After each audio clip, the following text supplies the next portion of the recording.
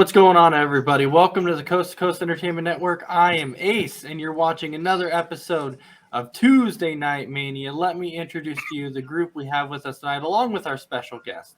So tonight, we'll go ahead and we'll start out with, that man that we call Mr. Big B. How's it going tonight, my man?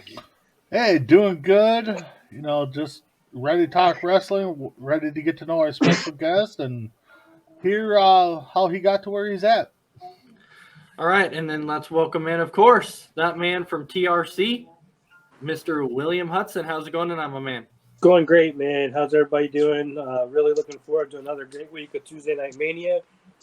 Literally just got done like 10 minutes ago with a Fast and Furious live sale and Top Rope Collectibles. So had some great stuff going on over there, and just happy to be here with you guys, and really looking forward to talking to our guests tonight. All right, and then, of course, welcome in none other than Joe Coots. How's it going tonight? I'm doing good, guys. How you guys doing? Catching up on some NXT right now, finishing up this match that's got going on. But other than that, I joined Will just a little while ago. He took all my money again, and so I'm gonna try to not get in some a of poker game. No. I buy those little action figure dolls, that they have out there. So I'm gonna try to get a little bit of it back tonight in the podcast. All right. All right, and then, of course, welcome in our special guest, Lloyd Anoa'i. How's it going tonight, my man? Good. How you fellas doing? Doing great. Fantastic. Great. We can't wait to dive into asking you some questions, man. So if you don't mind, we're going to start off with a nice little interview. Sounds good. All right, Big B, did you have a question for Lloyd? When did you, growing up in the family like you did, when did you decide you wanted to go down the road as the rest of your family and become a wrestler? It's funny because a lot of people ask me this, and it was actually just natural, from my dad and my uncle, getting into professional wrestling. And it was funny because when I was younger, I was always wanting to be a law enforcement police officer. And then once I seen my dad, bringing home those big checks from wrestling, I started getting more involved in it. And training wise, a lot of people ask me, well, did you have to train hard? Yes, but it was kind of natural. And no, because if we messed up, my dad would beat the crap out of us and get not physically, but mentally to get us to get more involved in the wrestling and then respect the business. Okay. Hey, can we give him a second to introduce himself to everybody and talk a little bit about his current status with his belt? Yeah, absolutely. All right. Well, my name is Lloyd Anoa'i. I am part of the Samoan Dynasty. I've been wrestling for 35 years. I've wrestled with WWE when it was WWF and also WWE. I worked with ECW, and I traveled all around the world.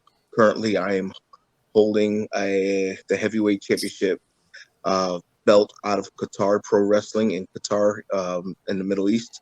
And just continue working with Top Rope collectibles, and enjoy, doing what I do. 35 years is a long time, but if you don't enjoy what you're doing, then you need to get out of it. But I'm still having fun, and I'm going to continue doing it until that time comes. And a great friend of mine, a great friend of TRC, a great family man. Just overall, just a great all-around guy.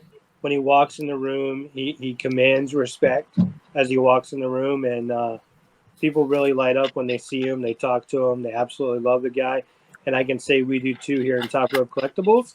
And I think you guys will really enjoy getting to know him a little bit. So I think extremely highly of Mr. L.A. Smooth.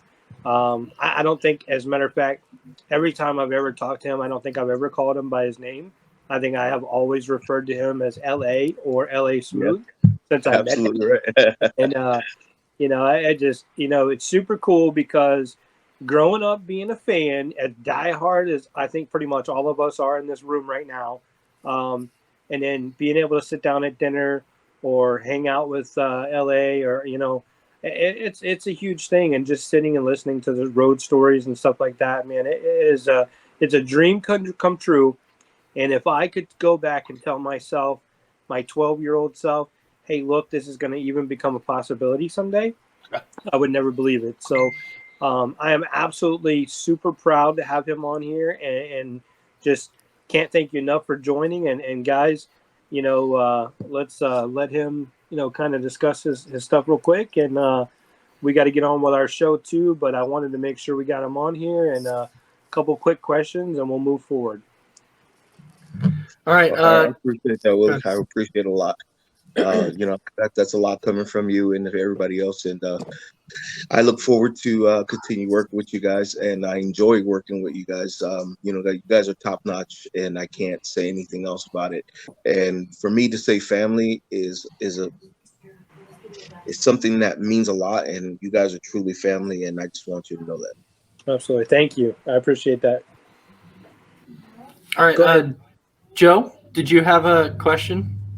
I might just save my questions for the end, but I mean, as I tell all the wrestlers I come across that are even good friends of mine in the business and stuff like that, I say thank you from the bottom of my heart as a fan.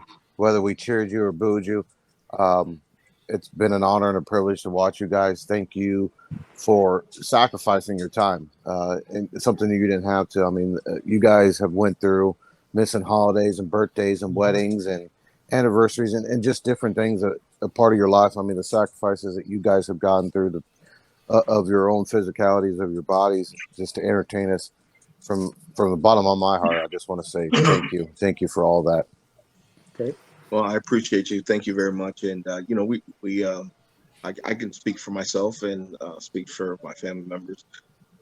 We look forward to entertaining and being there for the people, because you're not just doing something that you love, but you're making somebody happy, because whether you got 4 or 5 people in the crowd just coming there for you, you're making their day. So it doesn't matter how many people or how many less people are there. You're gonna go out there entertain. You're gonna go out there entertain for everybody, and it means a lot to people that really come out there to see you. And I just love doing it. I love to see smiles on people's face, even if they hate me. If they hate me, that means I'm doing my job great. Yep. Mm-hmm. Which is actually the question that I had, is when you're in the ring, do you prefer to be a face or do you prefer to be a heel? It preferably doesn't matter. I mean, but for my perspective, I'd rather be heel, because you can do so much more. And I came in the business as a heel, so I mean that's something that I cherish. I love being a heel. All right. So I think if anybody else has any questions, we'll kind of wait till we get towards the end. So we'll definitely move on now.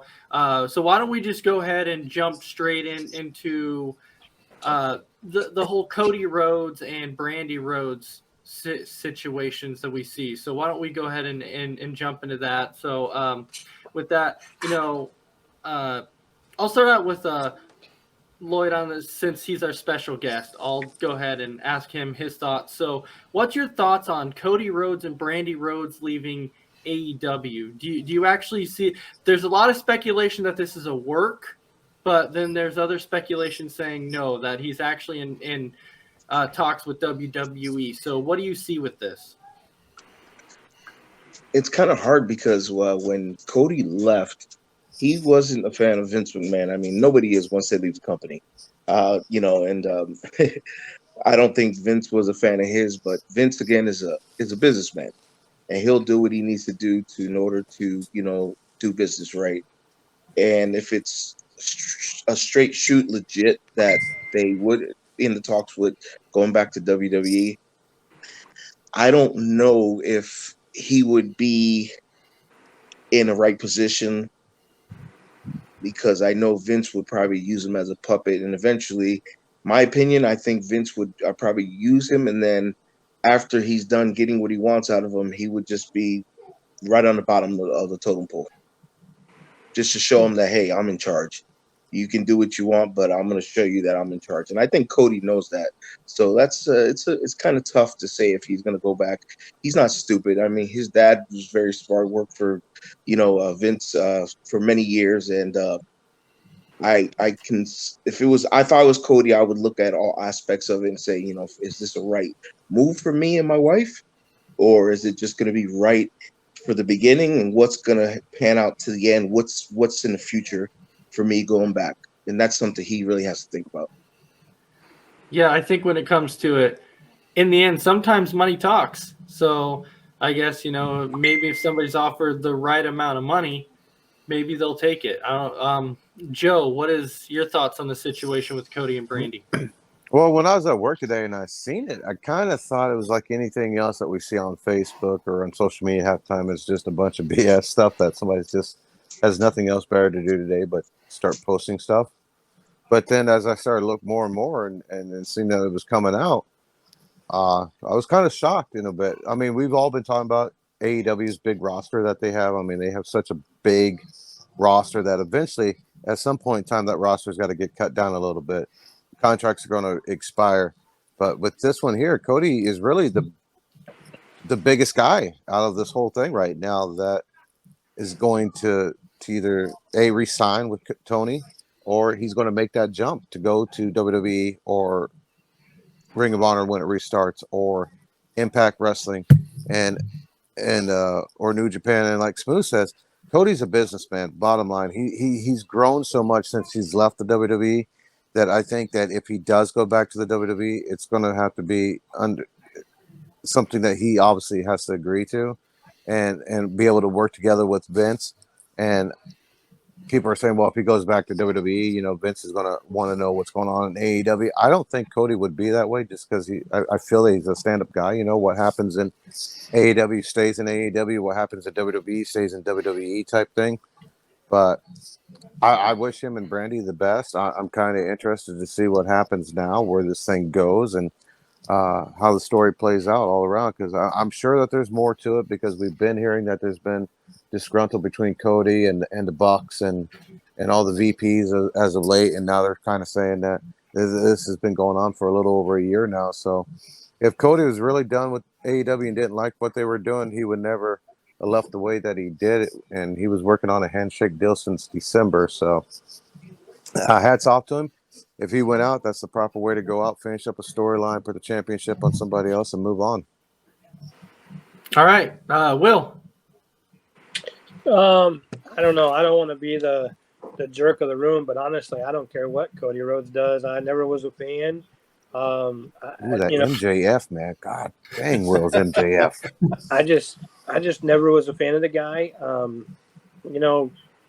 It doesn't matter to me what he does. I think he's a mid-carder. I'm sure he's a great person in real life, but from a fan standpoint, doesn't matter to me. He's not going to make me tune in to WWE. He's not going to make me tune into AEW. I mean, there's just nothing about what he brings to the ring that excites me. So I would say I'm opinionless. Whatever he does, and it's not going to affect me either way. I won't be buying any tickets to see Cody Rhodes.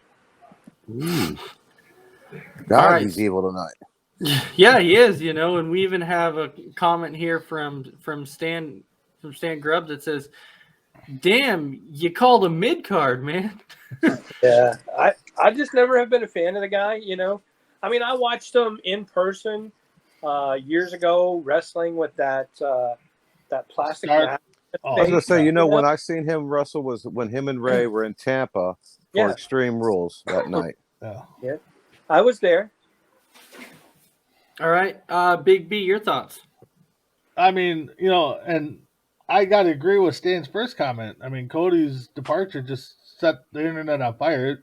Big curveball to me. I mean, yeah, we knew he was working on a handshake deal, but being that he started AEW, was in the front office, and now he's walking away wherever he goes.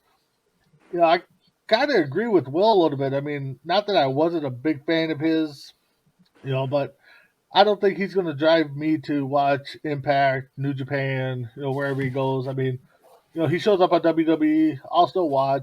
If he shows back on AEW, I'll still watch. Impact, I'll watch.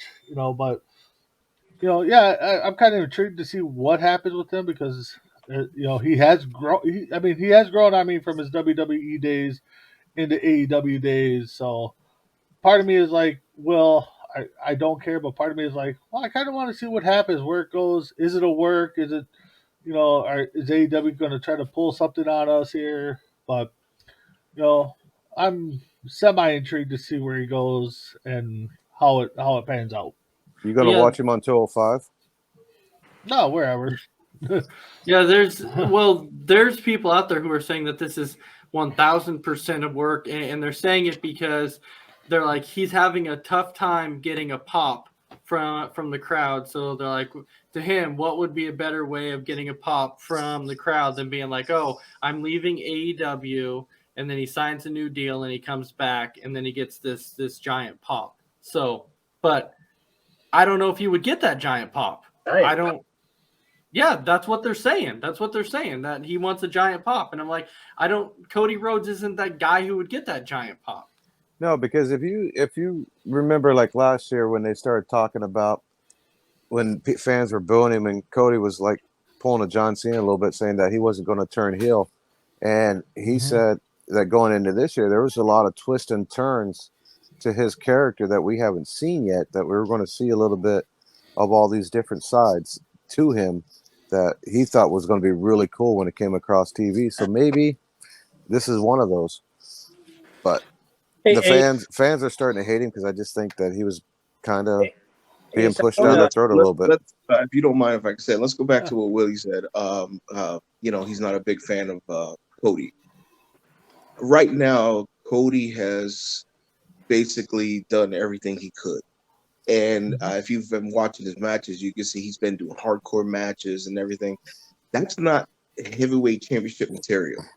If you're going to be a heavyweight champion in this business, you got to go out there and you got to get the people behind you. He's not going to be able to do that anymore. He hasn't been able to get them 100%. I like Cody. I'm not saying anything bad about him, but he knows it for himself. He either one of them, him and Dustin, and me and Dustin go way back. I mean, I could tell you some stories about Dustin that, we had great times, but they would never be able to follow in their dad's footsteps. I'm sorry. I that's just the way I'm going to put it. Because, Dusty he can draw. I remember years ago when down south, when him and Junkyard Dog and Dick Murdoch would wrestle against my dad and my uncle. And the building would be sold out. And the psychology of the business, that's what Cody does not have. People don't believe in the psychology of the wrestling business, but that's what we're lacking right now in our business. We're lacking psychology. There is no psychology anymore. Nothing makes sense. Everybody wants to go out there and do a high spot here, high spot there. That's not going to make you money. I'm old school and I'll stay old school. And, Cody has went out of his comfort zone and doing all this other stuff, these high flying moves and all that. And that's not going to draw money for him. I don't see it drawing at all for him. Okay. And I'll add to what Smooth just said. I was watching Pat McAfee yesterday, and Brock Lesnar was on there, and Brock said the same thing when he got in the business. You would walk down the hallway, and there's The Rock, there's Austin, there's Undertaker. Those guys commanded respect. They were honing their crafts, and he goes, now the problem is all these young kids. Nobody wants to step up. Everybody wants to talk about how many super kicks they're going to do, how many high spots they're going to do. They're not thinking about the business side of it, the psychology, how many butts they need to put in the seats to make the money. And he says the business is all about making the money. But these guys nowadays all want to go out there and do these flips and all these high flying spots and not put a match together. They just want to get their spots in, and that's it. Yeah, and I totally agree with that 100%. Will, you want to say something? Yeah, I know LA may not be able to stay on with us. I'm not sure. He may have something he has to go do, but I wanted to ask a trade secret just real quick. It's something that I asked another wrestler not too long ago, and I just wanted to hear LA's opinion on this. When you're in a battle royal and there's a determined winner, obviously, of the battle royal, and say somebody is, say number 1, number 2, number 3 come in, how do they know who they're supposed to eliminate, and how do they know when in the match they're supposed to eliminate them? Oh, good question. Oh, wow, great question. I always wondered that myself. Things don't happen to go the way they do in battle royals. Let me say that first of all. I've been plenty of battle royals where you know what number you go out, and if they know who they want over in this battle royal, then you got to pick and choose your spots to all right, am I going to get out now or whatever the case may be? But you should know when it's time for you to go out, but it doesn't happen that way. For example, look at the Royal Rumble. The whole thing was all messed up. And you can see that a lot of guys were supposed to stay in longer than what they were supposed to, but they ended up going out, and that's a lack of communication. So it happens. It goes that way. Nothing's going to go the right way, and you just got to put your mind to it and put things together and make sure things make sense for you to get over the top rope or get out of the battle royal or whatever the case may be to make it look right. There's been times where I was supposed to follow somebody else out of the battle royal, and it didn't go that way. So I got to put my mind together to say, okay, what are we going to do to get a little pop out of these people at the same time for me to get out of here and let the show go on. Great. Thank you. I always wanted to ask that. And so I asked that back in November. I asked Chris about that. And I asked him, I said, in 94, you had this feud with Lex starting at SummerSlam and going on. And at the Royal Rumble 94, most people didn't catch on to this. But almost as soon as Tatanka or Chris got into the ring in that match, him and Lex had this big blowout where they're throwing haymakers at each other, And I asked him, I said, was that planned right there that far in advance for you guys to have that feud later in the year? And he said that he didn't remember it being planned, but he thought it would be a good spot for the match. And then, later on, 6 months later, that's kind of one of the big feuds of the year in 94. So I always wondered about that. So great answer. And thank you for answering me. And again, I know if you have to go, just let me know. You can get off anytime you want, or you're more than welcome to stay on with us. But I really appreciate you being here with us. Yeah. I appreciate you guys. Got nothing really to do, but I do have to try to get my son to finish his homework, and that way, because he does homeschooling, and make sure he has it ready for tomorrow. But I would love to do this again, and if anything I can do for any of you, please let Willie know. And I appreciate you guys having me on the show, and you guys continue doing what you're doing. Bless you and all your families. So thank you. So I was just do you mind if I ask you one quick question? Sure. All right. It's a common question that I like to ask, and I think Big B probably knows what's coming. I ask all of our guests, who's your Mount Rushmore? Right now, as it stands for the wrestling business? Yeah.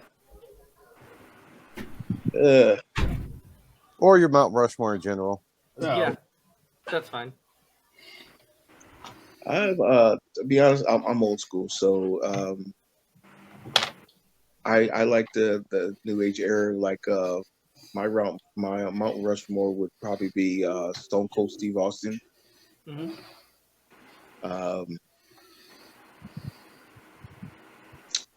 Wow. It's I'm tough. gonna say cousin. Yeah, it is the Rock. I mean, and the reason why I'm saying that is because during that time, wrestling was wrestling, and you can't take that away from them. They put asses in seats. Yep. And along with Bret Hart. I love Bret Hart, and I love his wrestling style. He's always been great. We were raised up with the Hart 2 years ago, and when my dad went to Canada. So I would say I would put definitely Stone Cold and Dwayne and Bret Hart. Definitely. I love that he's old school, because that's exactly the way I am. I love old school. You go out there and you hit somebody, and as fans, people know sometimes there is potato shots, but sometimes those shots that are you just tell a shot, and you swear to God you thought it was real, and they barely touched the guy, but you made it look and sound and feel real. And nowadays you could see so many missed spots, and when a guy gets busted open, you can tell when they're going to do it. Back in the day, you couldn't really see when a guy, you guys covered it up so good, and that's what I miss is about that realism to it. Nowadays, there's too many kicks with slapping in the side of their legs and things like that, and it's just that old school is what made me a fan. You mean the super kick is just a kick now? Oh my gosh! When Shawn Michaels hit it, you knew that you were getting pinned. Now, when you get hit with a super kick, you know you got 30 more minutes of a wrestling match going on because it ain't getting over with. Let me make one last comment, and then I know LA's got to go. Let me make one last comment. If you guys want to see a real super kick, and this isn't just because LA's on here, because you guys already know how I feel about this guy, go back and watch WrestleMania 9 with Yokozuna super kicking Bret Hart in the face. Oh, I thought he was going to take his face off. Yokozuna is a humongous superstar and could throw a kick like these young bucks can.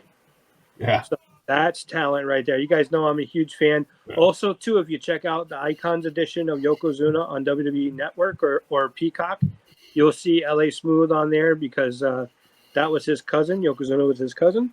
So, of course, still is his cousin, but he's in the documentary as well. So check that out, guys. LA, thank you. Thank you for everything. Really appreciate it. Have a great night, buddy. Thank you, guys. I appreciate it. Another question? I heard somebody say, wait. I did, but I don't know how to ask it because it'd be like if you and I were having a match, obviously I'm gonna let you win. You know, it's just okay. Let's just get the agents out of the way. You and I are going 30 minutes, man, and I'm not even sure if I can go that long right now. How do you remember like everything from the start to finish? I mean, obviously you guys got song and dance, but how hard is it to remember everything that you're going to do in that thing? How do you even come up with that psychology, I guess?